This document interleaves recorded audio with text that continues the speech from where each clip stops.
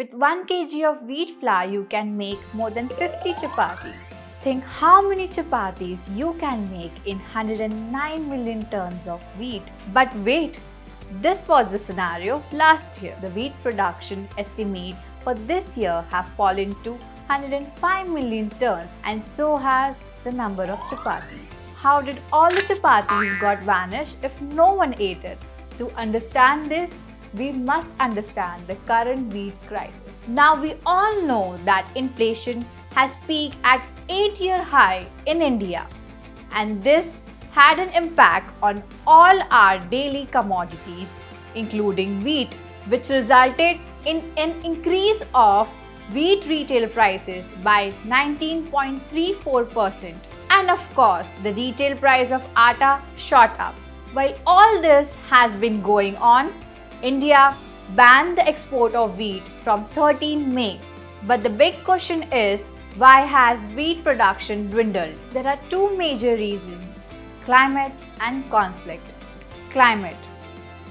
Do you know, in some part of India, 60% of crops were destroyed this year due to the soaring temperature.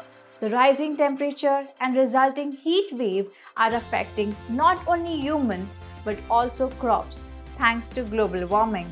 Unprecedented heat waves in India's north, west, and central region have resulted in an significant loss of yield this year. The scorching temperature in March have dampened India's hope of capturing the global market.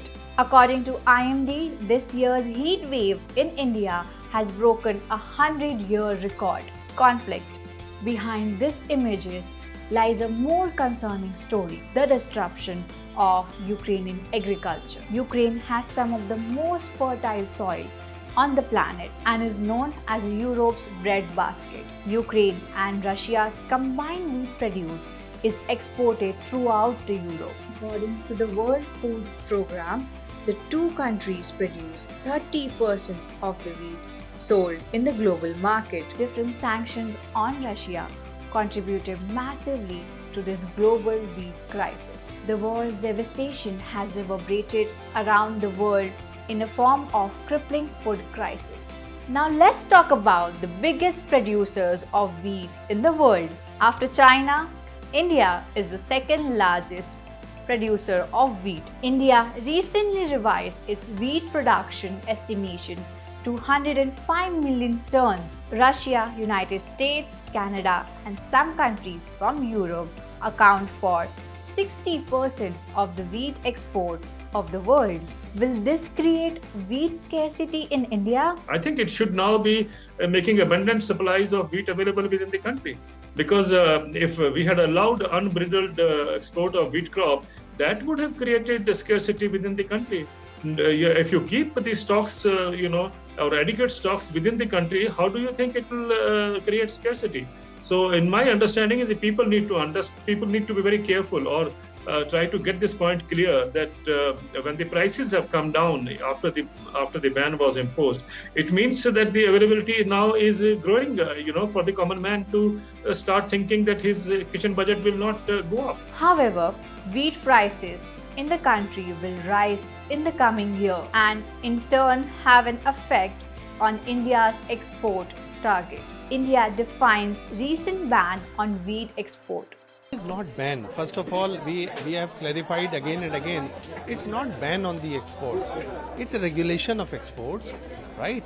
To meet the food security requirement of other countries, even our own food security requirement, and to prevent speculative trading. On one hand, PM Modi proudly mentioned India as a fighter during his trip to Berlin. Food security के लेकर के दुनिया में बड़े बड़े देश चिंतित है।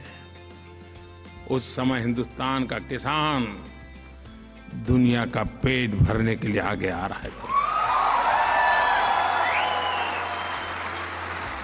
On the other hand, G7 countries heavily criticized India's move and reminded it of its responsibility as a G20 member in dealing this global food crisis. During this time of the crisis, the world is looking to India for help it will be very interesting to watch. What measure will India take in future? Will it act as a survivor or a savior in this global wheat crisis?